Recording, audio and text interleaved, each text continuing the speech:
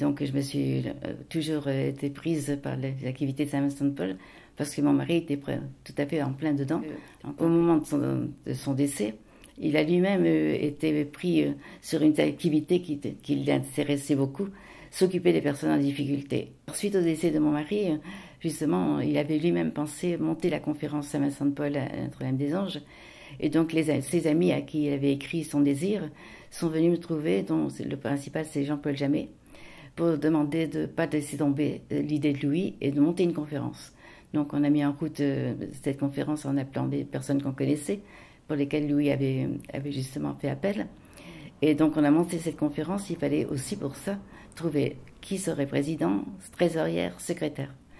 Donc j'ai voulu laisser la place à Jean-Pierre Devernay qui s'était proposé, mais en disant: Thérèse, je suis président, mais tu t'occupes de tout. Donc j'ai lancé aussi le club des aînés de Saint-Vincent-de-Paul, qui se réunit tous les 3 semaines, le 3e lundi de chaque mois, où se retrouvent une vingtaine de personnes qui aiment échanger ensemble des jeux, et on sent qu'elles sont très soudées, et ces réunions, elles ne veulent pas les manquer. Donc surtout, n'hésitez pas à venir vous-même si vous sentez une nécessité. La solitude, c'est tellement quelque chose de dur à vivre. La devise de Saint-Vincent-de-Paul, c'est justement tout l'ensemble: aimer, partager, servir.